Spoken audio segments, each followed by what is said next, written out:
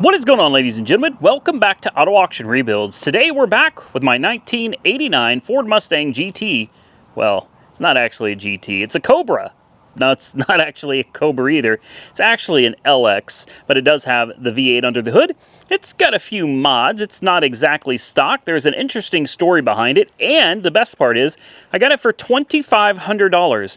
Running and driving, manual transmission, clean title, brand new engine, new clutch, flywheel, pressure plate, aftermarket exhaust, long tube headers for $2,500, and that includes delivery to my front door. So I've always found the Ford Mustang LX to be a little bit on the interesting side. If you know the GTs, they have all the ground effects, they look much beefier. They're actually much cooler looking cars than the LX.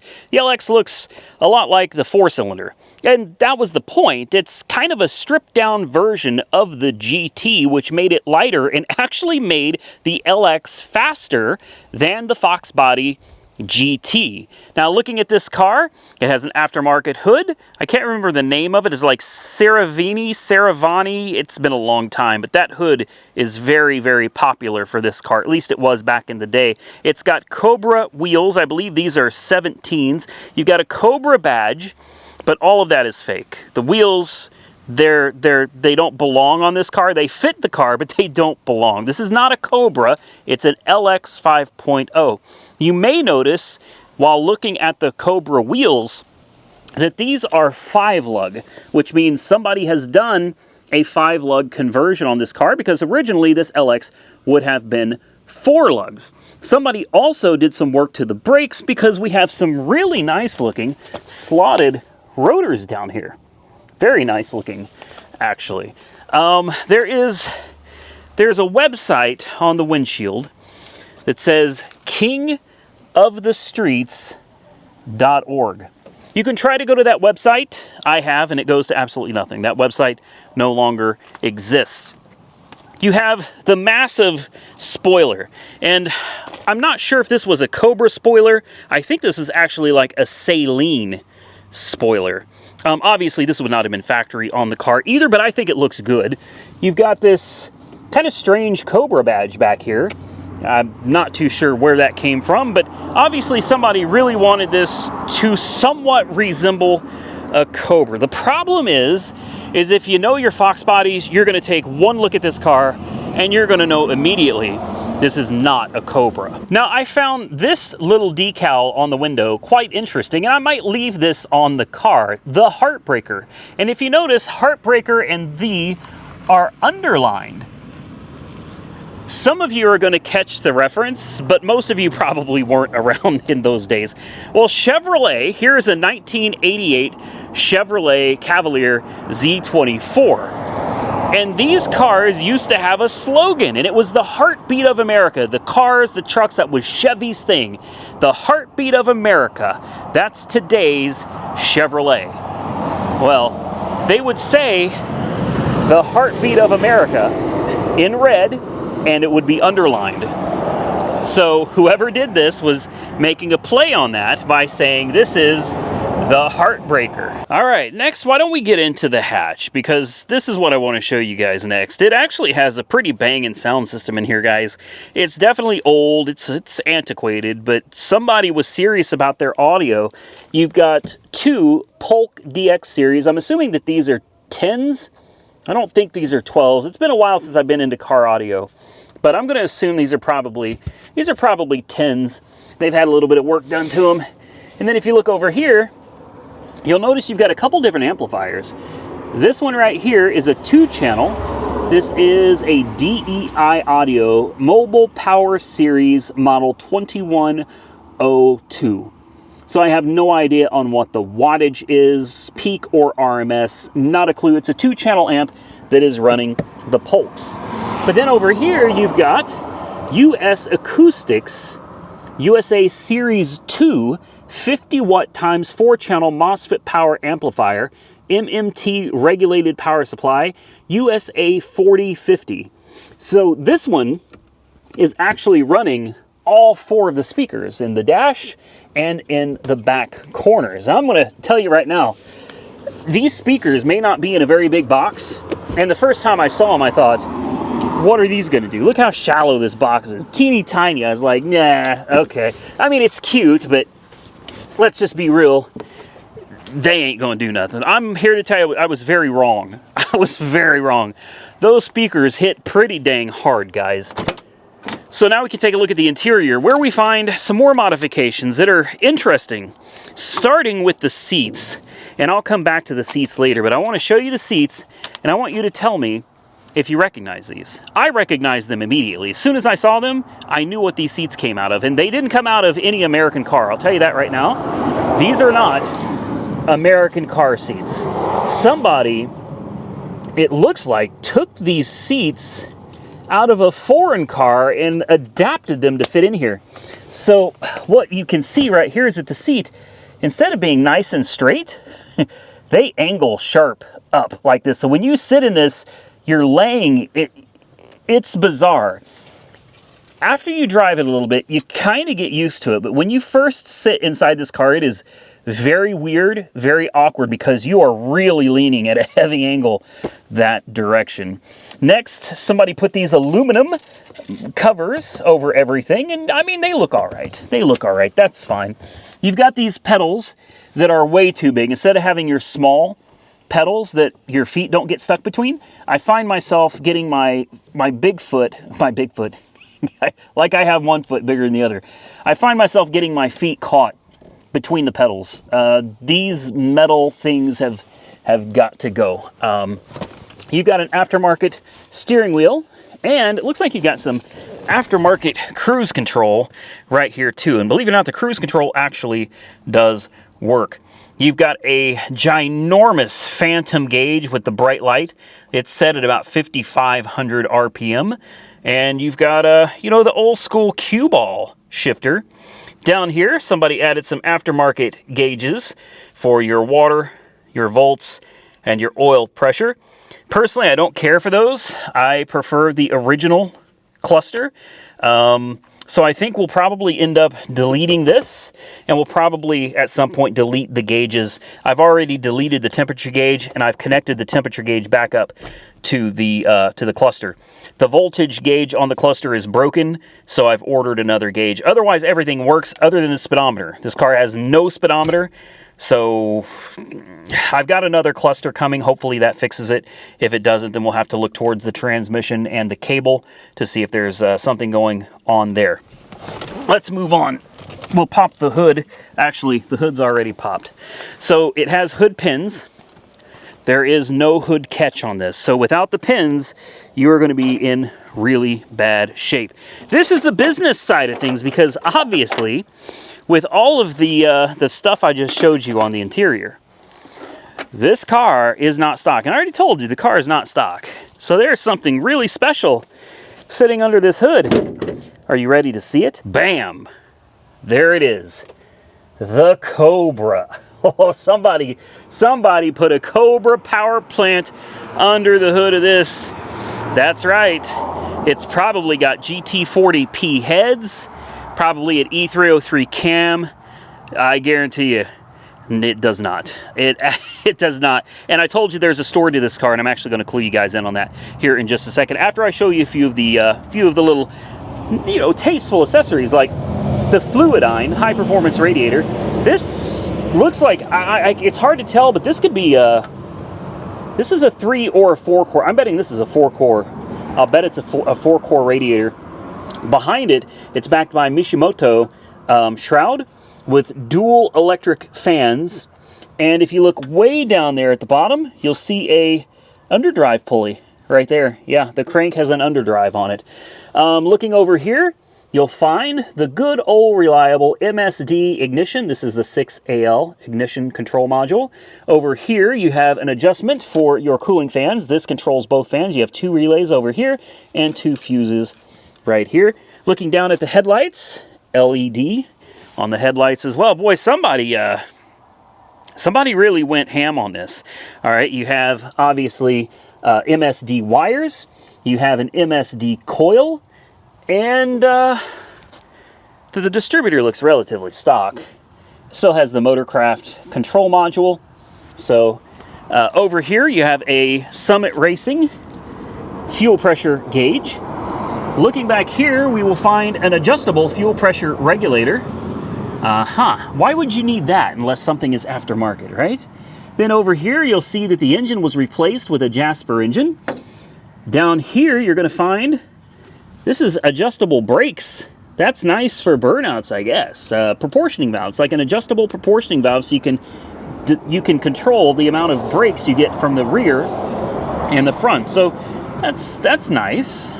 What other goodies does it have? Well, you've got a BBK, a strut brace, like a strut mount brace. This one not only goes side to side, but it goes all the way back to the firewall to give you some extra rigidity. Down here, we've got some long tube headers. I don't know how well you can see that. You can tell those have been around for a little while. But if you take a look down at the engine, you'll notice the engine is shiny black. This engine is brand new. All right. Well, the engine was brand new 14 years ago. Around 14 years ago, and it's not really been driven since. Occasionally, every season, it'll get started up and taken out for a run or two here and there, but for the most part, for the last 14 years, this car has not been driven. You've got the hood, obviously, aftermarket, which is Cervinus. I hope I said that right. Cervinus hood. This is not, does not appear to be a functional, actually, maybe it is. Do these go all the, they do. Those are functional hood scoops. Okay, so you got some air cooling going on right there as well. And then, of course, you have adjustable strut mounts. These are going to give you your camber. So you can adjust the struts forward and back, camber and caster, side to side. So you've got a nice camber caster kit there, which you're going to need because, as you can see, she sits extremely low to the... I can't even fit my fingers in here, guys. Like, these tires, and you can see how the tires have been chewed up and worn out over time. Yeah, they rub the fenders, front and back. You can't hit any bumps without scraping. The long tube headers scrape the ground regularly. It sits way too low. So now that you've seen, I think that's all of the goodies. I did have to put a brand new battery in it. Battery is super expensive. I ended up shelling out about $150 for this EverStart Max 65 battery. I already pulled the cover off the computer because I wanted to see what kind of a tune it was running. And what I found is that, let me see if I can get you down in here. The computer itself is stock. That's a factory computer, and it even says right on the computer case itself, stock tune. So nothing to see there. Seems kind of strange you'd have all that mess under the hood, all that power, and be running a stock tune.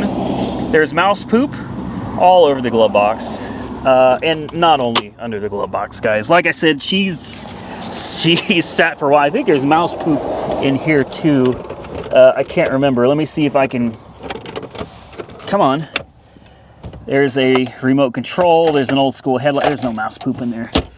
There is more mouse poop though. There's a ton of it underneath this back here. There's a lot of mouse poop in this thing. Let me answer this phone. Then I'm going to come back and I'm going to tell you the story and why this car looks so souped up under the hood and inside. So let me run you down the story of this car real quick, because it's actually a unique story, kind of a sad story too.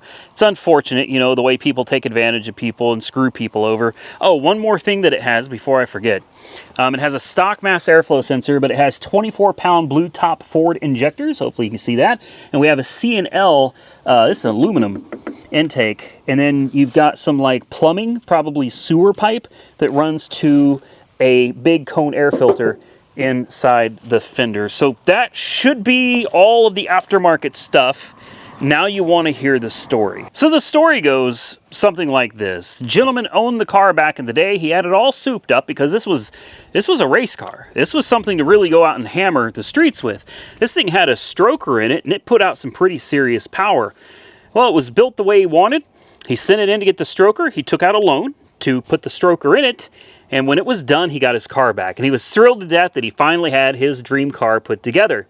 Well, 1 week after having his car finished and brought home, the car came up missing. Somebody stole it, and whoever stole it had a copy of the key. So the theory is, and it's unproven, but the theory is that the shop that actually put the engine in the car later came back and stole the car and took the engine. The car was later found abandoned behind a building, and guess what? The only thing missing was the engine. So now the guy's out the engine, he's got a loan out for the motor, and he took a loan out basically on the car to pay for the motor, and he was going to pay it back over time. Well, now he's got a car with no motor, and he's got to make the payments on it, and he was devastated over it. So he ended up getting a hold of a buddy of his and said, hey, I'm going to lose this car. You know, I can't continue paying for it. And he said, you can buy it out for $9,000. This is in 2008 or 2009. Hi, Roxy. Not right now, sweetheart. Come on. Come on. Watch out, sweetie. So his buddy says, you know what, why don't I just loan you the money and you can save your car and everything? And the guy said, I'm not going to take your money, but if you want to buy it, you know, it's your car and I'll put a brand new engine in it for you. So that's what they did. The gentleman bought the car from his buddy, and his buddy kept his word, put another engine in it, just a basic regular old 5.0, threw it in under the hood, brand new. Still had some of the performance parts, but obviously the main parts, like the engine, no longer had. So basically we have a stock engine with 24-pound injectors, a nice cold air intake, and that's it. It still has the factory, what are the heads, the E7Ts or something like that. It's just a basic 5.0 engine with a good clutch, a new flywheel, and some nice aftermarket goodies. So I was pretty surprised when the gentleman got a hold of me. He said, hey, I'm too old to drive this car anymore, man. He said, I can't do it. I don't really want to just get rid of it. I want to know that it's going to a good home. He didn't want to just send it off somewhere where he wouldn't know what's going to happen to it. So he offered it to me for $2,500, and he delivered it to my door halfway across the country. So there's the story. This is how I ended up with a $2,500 Ford Mustang Foxbody LX. It's gonna need some work. I drove it for several days and I was having a blast with the car. I even accidentally spun it out while having some fun with it. And after that, I filled it up with 91 octane fuel and thought we're gonna just hit the streets. Oh, the car had other plans. So she's got some long tube headers, BBKH pipe, and a custom exhaust. And I'll be honest with you, it actually sounds pretty good. We're gonna fire this up for you guys right now. Unfortunately, it is broken.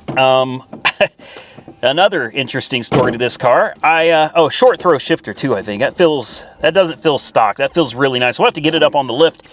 So I filled it up with 91 octane gas, and I'm not kidding you. As soon as I filled it up and hit the road, it started backfiring and bucking and surging and just running absolutely horribly.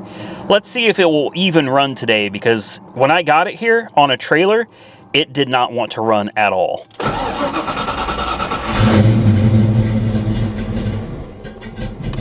Yeah, she's... Come on. We're good now? Yeah, I think we're good now. All right. Gauges look good. We got good oil pressure. Unfortunately, it still has a full tank of gas, and I'll tell you why that's unfortunate here in a minute. Oops, I hit the horn. The horn's starting to come back to life. The steering has a tad bit of play, just a little bit. I think we're going to need to put a rack and pinion in this car. Sounds pretty good. And the tack over here works. Yeah, lights, signals work, both power windows work, the heat works, stereo works, cruise control works. I probably put 100 and some miles on this car. I was really digging this car. And then it quit working with me. It just kind of fell apart. And I'm going to show you right here. It's actually doing pretty good today. It's temperamental. As soon as this thing warms up, I guarantee it's going to lose fuel pressure. So there's your Summit Racing fuel gauge, which is attached to the Schrader valve down there. Not a big fan of that, to be honest with you. I would take that off and put it back to factory. Right now it's showing about 30 psi, and if you take the cap, if you take the vacuum line off, this should jump up to about 40. Let's see if I can get it off. See, it's off and plugged. It's no longer on the fuel pressure regulator, and we're still only holding about 30 psi, so that's not good. I have tried adjusting the fuel pressure regulator. It doesn't do any good, and when you hit the throttle, it tends to lose fuel pressure instead of gain.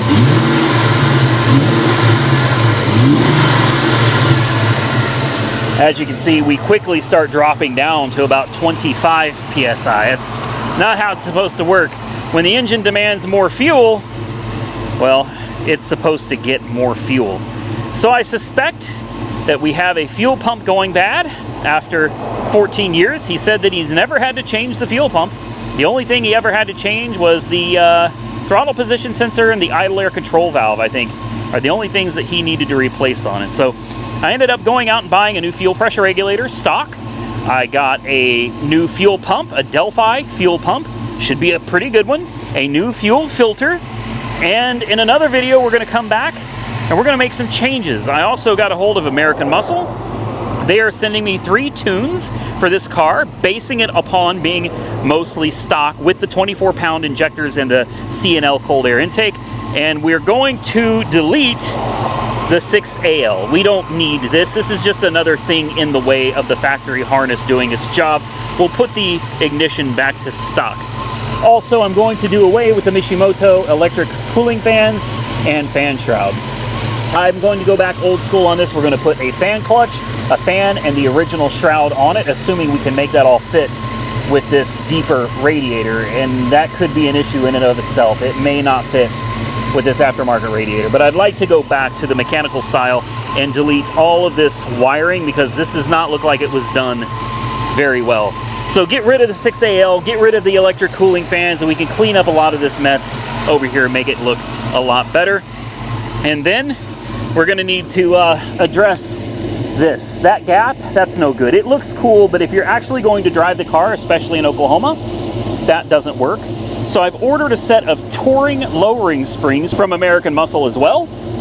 They should lower it from stock about 1.5 inches, front to back. So we're going to get some of our gap back. It should still look relatively good, but it's going to ride and handle exactly like a car that you want to drive on the streets. And that's the plan. We'll eventually replace the tires. And last but not least, about 4 years ago, Magnaflow sent me a full exhaust for this car. It was actually for another car that we didn't complete the project, but I think we're going to put their exhaust on this one. And here it is. I believe this is all 3-inch stainless steel. I've got the hangers, I've got the rubber mounts. I kept everything because I knew someday I would end up going back and getting myself another Foxbody. I didn't realize it was going to take years to do it, but here it is. Look at this beautiful Magnaflow exhaust. I'm actually very excited to get this on the car. I think it's going to sound amazing. And we have our choice of pipes. We have these, basically, what do they call these, dumps? We have these dumps that can come off of the Magnaflow and just dump right behind the axle. And I think they also sent me, if I wanted, I believe, this should be a complete header back kit. There's your bins to go over the axles. And then there's another dump right there. And then they gave us these right here to run straight out the back. They're angled. They say Magnaflow, really nice stainless steel. So if we don't want to dump them, we should be able to still run them straight out the back. We have really nice high quality clamps. We have some hangers. There's an instruction manual. There's, well, the instruction manual, there's not much left, but yeah, obviously we've got everything we need to put this thing together after years of sitting out here on my porch. So big shout out to Magnaflow. Sorry it took me so long to get to it, but we're going to put this on this car and it's going to sound amazing. So why don't we take it for a ride? I don't think it's going to do very well, guys. It doesn't like driving. It's got 50 psi of oil pressure. It's been sitting here running really well. Like I said, the steering and the horn's back to not working. It's a little temperamental. I also noticed a vibration in the engine somewhere. It could be in the clutch. I'm not quite sure. No, I don't think it's in the clutch. Maybe it's in the flywheel. Something feels like it's slightly out of balance. It's not quite right. It's not a vibration that's going to end the world here, destroy the engine, but I definitely I definitely feel something. We'll take it for just a quick rip around the corner here and see if it wants to run. Oh, there it goes backfiring. No, it doesn't want to go.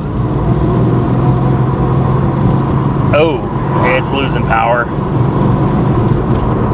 Nope. We're gonna have to turn it around, guys. This, it's not gonna do it. And now I got a car riding my backside here. I mean, it's 35 through this part of the town anyway, so I don't know what everybody's in such a hurry for. You ain't going nowhere. We're gonna rip this thing back around. Well, we can't rip it because it barely can move out of its own way right now, but we need to get this thing in the shop, get it up on the lift. The goal, yeah, it doesn't want to go. The goal for the rest of this video is let's just simply get the fuel pump, regulator, and fuel filter replaced, and cross our fingers that everything works like it's supposed to when we're done. And again, major shout out to myself for filling it up with a full tank of 91 octane gasoline. If you're gonna blow a fuel pump, you're gonna blow the fuel pump right after you fill it up. Ask me how I know. Now, before we continue with the Mustang, I got some exciting news on the 87 Monte Carlo SS. I just closed a sponsorship today for the engine. We are getting a 480 horsepower, 490 pound-feet of torque, 383 Extreme from Smetty Performance. That's right. They decided to jump in and hook us up. They're including the high torque mini starter. They're including the flywheel, carburetor. It's a drop-in HEI ignition. Like, this thing is ready to drop in and go to work. We've got the stage 3 transmission from Monster Transmissions coming, capable of around 500 horsepower, and we're going to need every bit of it. And we're not done yet. I just got off the phone with Holly, and Holly wants to hook us up with some nice performance parts as well. Holly's going to be hooking us up with polyurethane motor mounts, transmission mount, a custom transmission cross member for dual exhaust. They're going to be hooking us up with their Blackheart Edition headers and full exhaust system all the way back for this car. So we should be, in the next couple of months, tearing this thing completely down, all the brakes from scratch, hard lines, everything. We're going to be redoing this car. We're going to tear it completely apart, and then we're going to put all these brand new parts in it, and this then should be ready for Power Tour 2024. This car is going to come, it's going to come a long way once we get all of these parts in, hopefully in the next month or two. So I hope you're excited about the Monte Carlo SS, because for once we're actually building something to our specifications. We got a 2800 stall converter coming forward as well. I've got a set of wheels for this already. This car, man, thank you to all of the sponsors for helping us out when it comes to putting that car together for Power Tour of next year. I hope to see you guys out there on Power Tour. Of course, we've got the Grand National sitting over here. This is another big one on the channel. This was a lot of money, and we've got a lot of work to do to this one as well. I just closed a sponsorship with Kerbin Performance, so they're going to be helping us out with some parts for the Grand National to get it running, to get it tuned, chipped, and all of that good stuff as well. And of course, American Muscle is helping us out on the Foxbody. So here's what we've got today for the Fox. We have a Duralast filter because that's all they had. We have a new gasket. This is for the fuel filler neck. You might as well replace this while you're in there. We've got new gaskets and a new fuel pressure regulator, stock style. And right here, a Delphi, I call it Delphi. This is the fuel pump and strainer assembly. It's got the hanger, it's got everything. It's got new gaskets. It should have everything we need, because truthfully, I believe that this is our entire problem right here. So here's the new fuel pump and sending unit assembly, new hoses, new sock, and the new gaskets for the retaining clip right here. Oh, it comes with a new retaining clip and a new gasket. for the fuel pump. That's very nice. This stuff was not sponsored. I ended up paying for all this stuff at AutoZone yesterday, and it came out to about $207. And if that's all it takes to make this beautiful car run and drive, I think $200 is well worth it, considering I only spent $2,500 on the car. All right, I've been under the car. I took a quick look at it, and I'm a little surprised by what I found. Everything under here says exactly what the person that sold it to me told me. And the biggest part of this is this engine. This is a brand new Jasper engine. Like, no joke. I don't even know if I can get you guys up there, but you see that tag up there on the top of the block? Can you see it? It's right where my finger is. Let me see if I can get you over here. Might be easier from this side. That sticker right there, that is the Jasper remanufactured engine. So yes, this has a brand new motor in it. No joke. Wow. There's a lot more under here that I'm finding that's a little surprising. Obviously, being a brand new motor, it doesn't leak anything. The vibration, though, I'm a little bit concerned that it could potentially be coming from this damper. This may not, I don't know. Is this engine balanced internally or externally? I'm assuming it's external because it does have this massive weight on the front, and I'm wondering if maybe the flywheel or flex plate, whatever you want to call it, that hides behind here, I'm wondering if maybe the weights are off on it. You know, something is definitely not balanced properly. You've got a drain plug here, and of course you got your drain plug right here. Now, my question is this a 302 or is this a 351? I don't know. That would be good information. I'm assuming it's probably just a 302.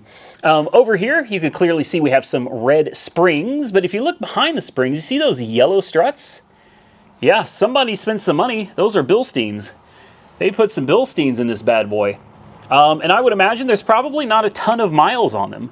Here's the headers. As you can see, they sit kind of low, and they're a little scraped up because these things literally drag the ground. No leaks. None. Even the transmission, no leaks. And another thing that I saw when we got back here to the trans, polyurethane bushing. Another thing I noticed is this is the speedometer cable. It's not hooked up to anything. It's literally just flopping around under here. You might be able to plug that back in, and I'd be willing to bet the speedometer and odometer works. You can see somebody has been up there and put a short throw shifter in. Lots of silicone around there as well. Again, no leaks at all. Everything under here looks absolutely phenomenal. It looks like somebody added some, what do they call these? Chassis stiffeners or something. These metal bars that actually tie the rear to the front. It's welded. It's welded back here as well to help stiffen the chassis. Then we get to the back and we can see that we have a rear sway bar.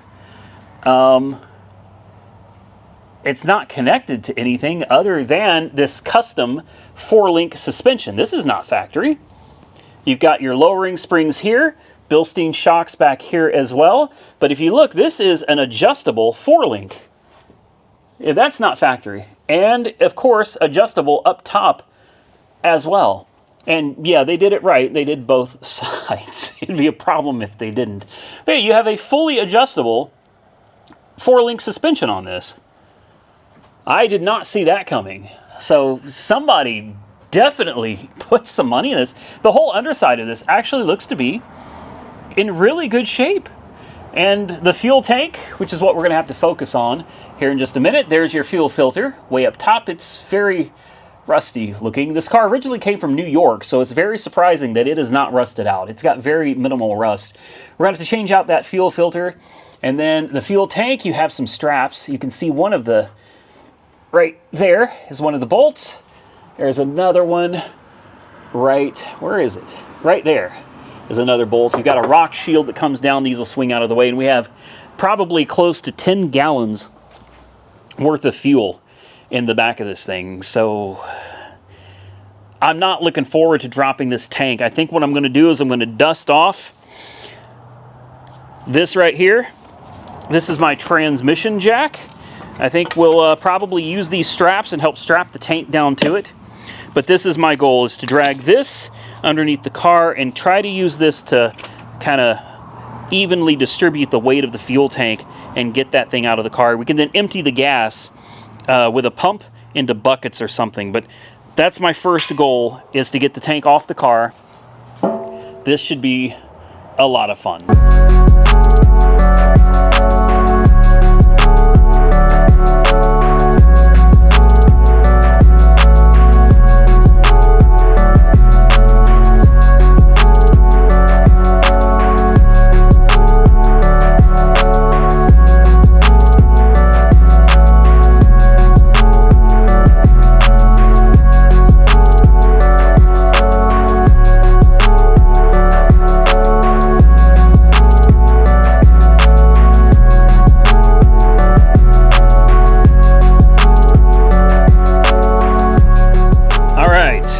We got it out of the car, and now it's sitting in a place where it's safe. I did my best to clean as much up around here as I could. We're going to pop this off, and we're going to see what's inside. I am almost willing to bet that the hose that goes between the pump and the outlet has got a crack or a hole. It burst, something. That's just my guess. We're going to take a screwdriver and a hammer and just like that. I almost want to say that was too easy. We'll take the little ring off, and then hopefully this piece just wants to pop out. Oh, yeah, okay. Super easy. And, well, all right, we've got to put it in backwards. The hoses have to face the wrong side, and then we turn it as we get in here. Oh, easy, easy, easy. Let's not break anything. So, this is a Walbro fuel pump. This is an upgrade, a Walbro fuel pump. And here is what I thought was going to be damaged. If it is, well, I sure don't see a break. Oh, there it is right there. Haha, there it is. I knew it. I knew it. Right here. Do you guys see this? Probably can't see this very well. Look at that. The hose is busted right here at the bottom. This is so common. So common, not just on Fords, but GMs. That rubber hose seems to be the culprit every time. So we're good to go because we have a new fuel pump ready to go in. The Delphi. What I'm going to do is I'm going to just kind of clean around the edges real quick, and I want to try not to get anything into the tank. Obviously, the tank is honestly very, very clean. I was surprised how clean the inside of this tank is. I thought maybe there'd be some rust, some sediment, and there's really not. The inside of this tank looks really good. So I'm going to clean this up just a tad. I can already see I'm getting a few things in there. Now, I did the best I could. We'll slide this back in gently. It goes back in kind of the way it came out. Then you start turning it around until you get to here, there. Getting it lined up inside of this ridiculous, there's like a bevel or something in there. You gotta get this thing sitting in there right, and if you don't, you'll never get it lined up, like never ever. So let me fight with this for a while, and eventually we'll get her sealed up. All right, getting this thing in here is a bit of a bear. There's a tab on this side, there's a tab on this side. You got to get them lined up with the tabs in the tank, and then you can make sure you put your gasket on first. I forgot to do that, so I had to undo it and do it all over again. Put your gasket on first, get your fuel pump in there, spin it around, and then start tapping. And don't just do this on one side. Tap it on both sides. Try to keep the pressure relatively even so it's not all going to one side.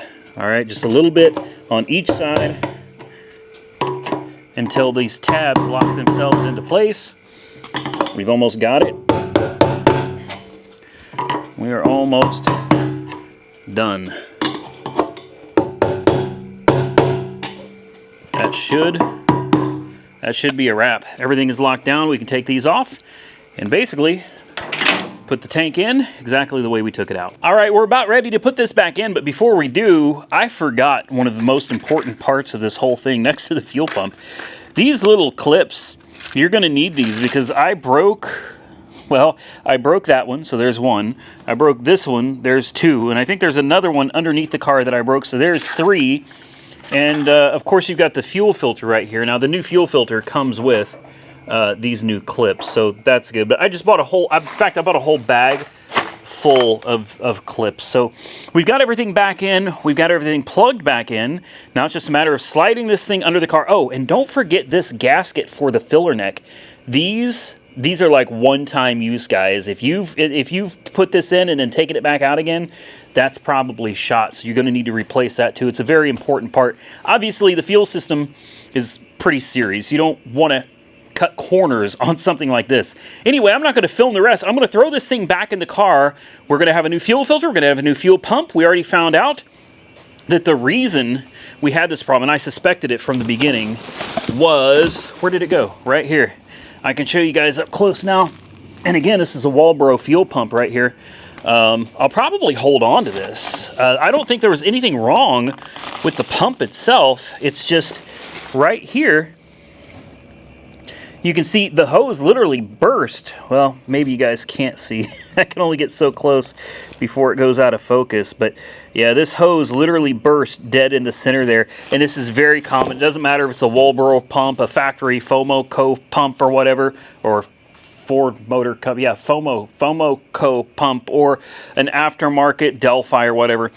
That hose just has a nasty habit of popping on all of these. GMs, Fords, it doesn't matter. So let's get this back in the car, guys. We'll have a new filter. We'll have a new fuel pump.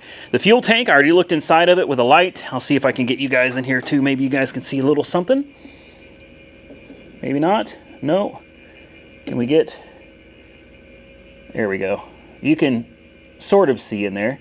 Very clean, no sediment, no rust, no nothing. Very clean inside of this pump. The fuel sending unit is good. Fuel gauge has always worked just fine. So we're going to throw this in here. We'll change that fuel pressure regulator, and this thing should run like a beast. All right, I was trying to do the fuel pressure regulator without you guys because quite honestly, it is a tight space to get into. It's a major pain in the rear unless you pull your upper plenum off. In case you guys have never done one before, I'm gonna take you in and just show you how deep inside it is. So normally, right here is an EGR valve, right? And it's kind of gummed up. I'll probably clean this up a little bit. But this EGR valve would traditionally go, well, right here. There we go. Right there is where this EGR valve would go. And it would be right in the way of where everything is because we need to get under here. Also in the way is this piece right here. If I move this light out of the way for you. This is your salt and pepper shaker. They call it that because it's white and black. All right. This would hang right here. Well, your fuel pressure regulator, just to give you guys an idea, sits right there. You see the hole down there? That's where the fuel pressure regulator goes. Yep. That would be a bear to get to. So to get to it, we gotta first pull off the EGR valve. Once you get that out of the way, you're gonna wanna come over here and pop your salt and pepper shakers and just kind of shove them out of the way. Don't forget there's vacuum lines that go to all this stuff, so you need to get all that stuff out of the way. And once you get all of that stuff out of the way, well, it looks like it's pretty easy to get to, right? I mean, it's super easy to get to. Look at that. How simple is that? Except for one thing. Hold on. I'm going to show you guys something. So you have a bolt right here. Can't get to it because this bracket for your throttle is in the way. Throttle bracket. Uh-oh. You heard that fall, didn't you? You know what that was? That was my Allen wrench. And I think it's the only 4mm it is. It's the only 4mm Allen wrench I have. So now I've got to locate it. Well, anyway, if you get down in here, you've got a... Great. See what I mean? Everything in the freaking way. Down here, you've got a bolt right here where my finger is. A bolt right here. Not so bad to get to this one. This one's a lot more fun to get to, but you want to know the one that's really fun to get to? That one in the back. Right there, where my finger is. That one is... Oh, man. because down here, to get to it, well, you got nothing but wires in the way. So I can't even show you how to get in there. All I'm going to tell you is that it can be done. It is not fun. You will cuss, but if you're persistent, well, we don't know if I'm going to get it done yet, but we're going to try. Here's the adjustable FPR that I just pulled out of it. And here is the new one. If you notice, the new one has a green O-ring. That's a good sign. All of these new parts are designed for E10 to be able to handle some ethanol. And that's really important because none of these old parts were designed for ethanol. And almost everything that we sell today has some kind of ethanol in it. So with the new pump and new hoses, new clips, a new fuel pressure regulator, I've got the new fuel filter installed. This thing should be good to go, guys. I'm going to fight this for probably another 30 or 40 minutes, and I lost my Allen wrench, so we'll come back and hopefully everything will be buttoned up. Well, it's the moment of truth. There should be a little bit of gas left in the tank. I actually drained out about 10 gallons worth. I probably need to put that back in there, but I'll bet there was still a good 2 or 3 gallons left in that tank. I've got everything buttoned up. It's all put back together. You know, it's not hard to work on. Is it a little tight? Yeah, it's a little tight to get up in there, guys. But I mean, worst case scenario, what do? You pop off the upper plenum. It's honestly not that big of a deal. It looks more complicated than it is. If you take your time and you're careful and you don't rush, you can do it. You can absolutely get that fuel pressure regulator out. And I'm here to tell you, the trick that I used, I don't even know where it went, but I used a little 4mm Allen socket on that back bolt.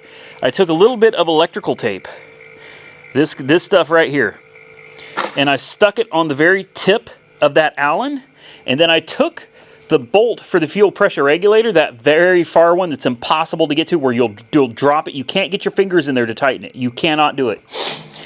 I shoved the tape on top of the head of that 4mm Allen socket, and then I forced that bolt onto the head. It didn't want to fit, but it fit so snug that it wasn't going to fall off. And at that point, I could hold the socket and maneuver my way up under it all around until I finally got it where it needed to be. It was still a pain, but I got it done. All the bolts are in, new fuel pressure regulators in, new fuel filters in, all new clips, new fuel pump is in. There's only one thing left to do. Hopefully the keys are also in the car. I hate these seats. The keys are not, they're not in the car. All right, I got the keys now. You know what I forgot to do while I was under there? I forgot to plug in the speedometer drive gear, the speedometer cable. Totally forgot to plug it in. We'll prime the fuel system a little bit. I hear the pump. Boy, it's out of gas. Yeah, it's really low. We'll have to put some of that gas in because, like I said, that's 91 octane. Come on. There we go. You can hear it.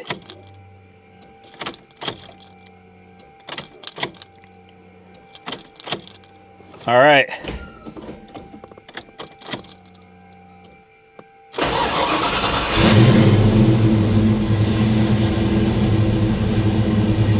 Hey, look, it runs and it didn't die.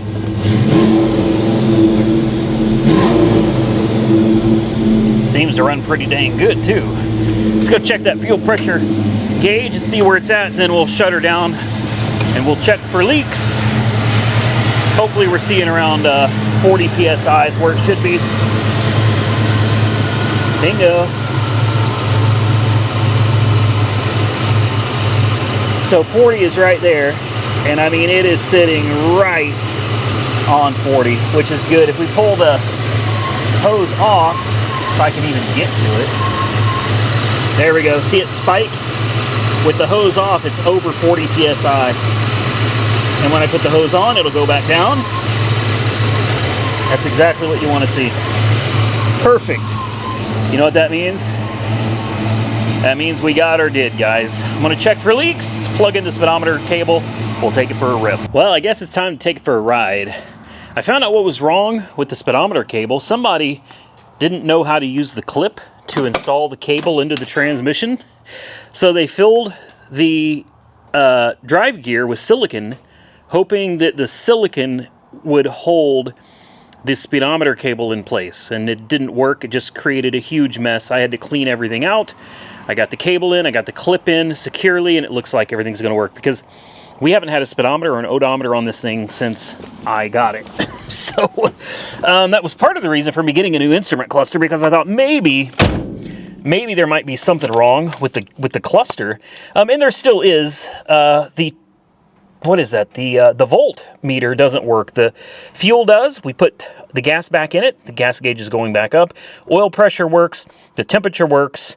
The tach works. Hopefully now the speedometer works. But you know how much one of these costs with the 140 mile an hour speedometer? I just bought one. It was like $399 on eBay. It's absolutely insane. Let's see if it wants to run. And the check engine light works too. Oh, it sounds so happy. The car sounds so happy now. I'm not a big fan of the white face gauges, so I'm kind of excited when the I've got a factory original gauge cluster coming for this, and I think it's going to look absolutely great on this car. So in the next video, we'll delete that. Maybe we can delete all of these, because those won't be necessary anymore, and maybe we can put that MagnaFlow exhaust on. I've already checked it out, and it looks like I've got everything I need to put it up on the car. It looks like it's going to fit wonderfully. I bet it's going to sound amazing. Maybe we'll lift the car up off the ground so we can actually enjoy driving it a little bit. I think the next video, we're going to get a lot done. It's going to be a lot of fun. Let me buckle up. And by the way, if anybody has factory seats for this, please let me know if you have some and you might be interested in selling them. These seats do not work for me. In fact, if you've got red at all, preferably this red kind of plaid that's in the back, if you've got that, man, please let me know. I really would love to get my hands on that, but I need some factory seats because these just do not work for me. Well, I suppose the only thing left to do is to back this sucker up and take her for a test drive. I have a hunch it's gonna run perfect. The thing just, it wouldn't hesitate to get down the road, guys, before that fuel line burst, and I knew that's what it was. I've had it happen so many times before. It's like, man, I know what happened. So I bet she gets out of her own way, no problem at all. Now you can see those LED headlights lit up out there. And you got your gauges, and then you got some more gauges down here. Those green ones actually look kind of nice down there. I don't know, maybe it wouldn't hurt to keep them, you know. What do you guys think? We don't need both the gauges. And that tach, man, that thing is kind of crazy. I say we take it around the corner real quick. Signals and everything works.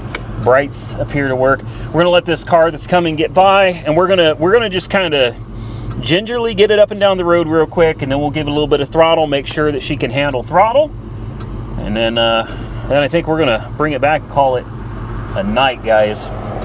Shifting while driving and filming should be a lot of fun.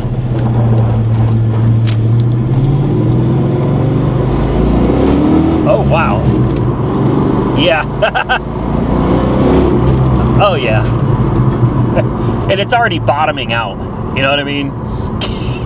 That sucks, because these roads, what is going on here? Is this guy turning? He's got no lights on his trailer at all. All right. Yeah, guys, she lights tires up. And I wasn't even like hammering on it or nothing. She lights tires up.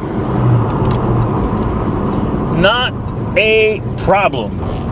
It just keeps, it bottoms out over everything, man. The front tires rub.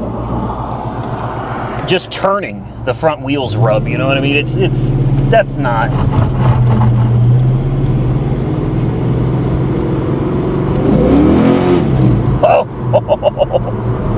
Oh my gosh. You know, for a stock car, this thing's fun, man.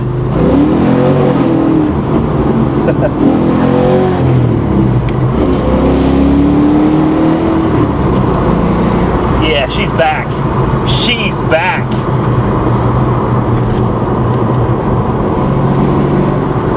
It runs great, guys. I'm so happy. I'm so happy. I need to roll this window up because I'm so cold. I'm really cold. There we go.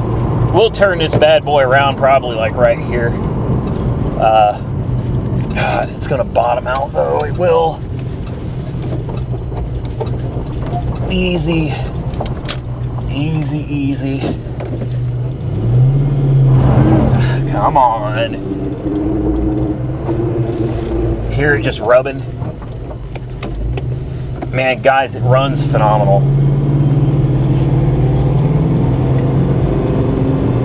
Really, it does. All right, let's just give it a little beans.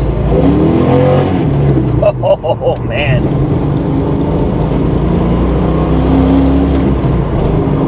We have a speedometer now. I think the car is happy, ladies and gentlemen. I do. I think the car is very happy with us. It gets down the road just fine, not a problem. No hiccuping, no bucking, or any of that weird stuff, man. She just goes. Well, I'm ready to go home. Shoot, I got to get home and edit. This is your video for Saturday, guys. This is Saturday's video. It's 10 o'clock at night on Friday. So we should probably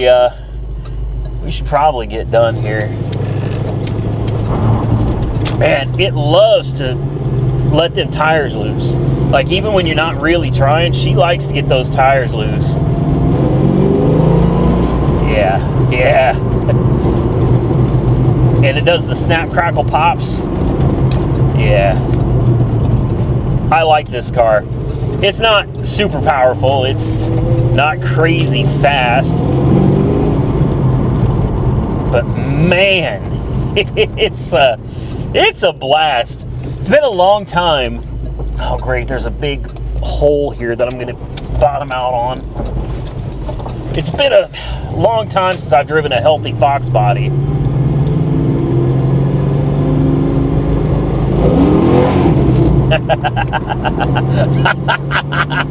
Yeah, it's been a long time. It's been a long time. And I don't think I could be any happier with this little car, man. I know the guy that sold it to me is going to be watching. I know he's going to be watching.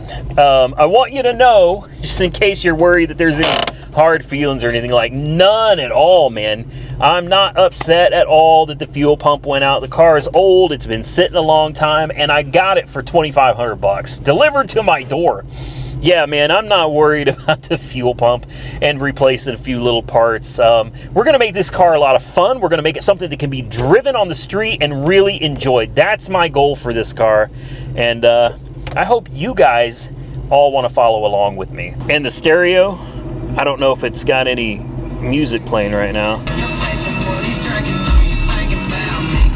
There we go, guys. I got it.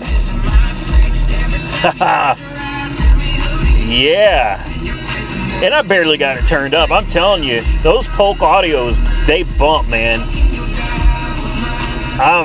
I'm telling you, they bump.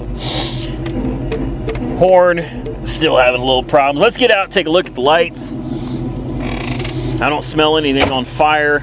I don't smell any gasoline, so I think we're doing all right, guys. Man, those wow. That's... You should probably put the stock lights back in it too. I know y'all get mad at me because it's like I take almost every car I get and I take it from aftermarket and I put all the stock pieces back. That's why we're building the Monte Carlo SS. Listen to that though. Does that not sound healthy?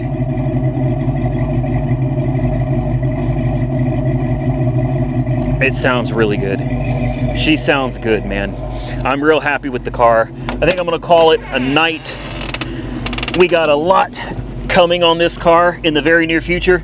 As soon as all my parts get here, we're gonna have some fun making this thing drivable. Well, ladies and gentlemen, I think that is gonna be it for the night. It's It's after 10 o'clock now. I still have to edit this video and get it up for you guys so you have something to watch Saturday morning.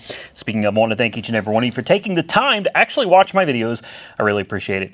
I hope you enjoy the Foxbody Mustang. I'm glad we were able to take it from broken and get it running like it's supposed to again. It's running really well, but unfortunately, I was out messing around with it and the check engine light came on. So this is how it goes with old cars, guys. So stay tuned. We will run a diagnostic in the next video. On top of, we're going to change that exhaust.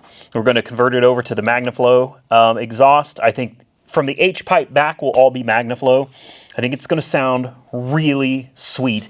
So I can't wait to do that and lift it up with some new springs. And there's a lot to do. Delete on that 6AL. Hopefully we can get another shroud and factory fan setup to put back on it. I really don't like the way that cooling fan setup is hooked up right now. There's wires everywhere. It's just a mess. There's a lot to do to the car. And I think we're going to have a lot of fun doing it in the next video. Subscribe to the channel if you haven't already subscribed so you don't miss exciting new content on things like the Buick Grand National or the Monte Carlo SS. It's getting ready to have an engine that's almost 500 horsepower dropped into it. We haven't revealed the 1988 Chevy Cavalier Z24 yet either. And today I won another car. I've had a lot of you saying that we need a Camaro from the 80s or the 90s. Well, I heard you, and I think I did one even better.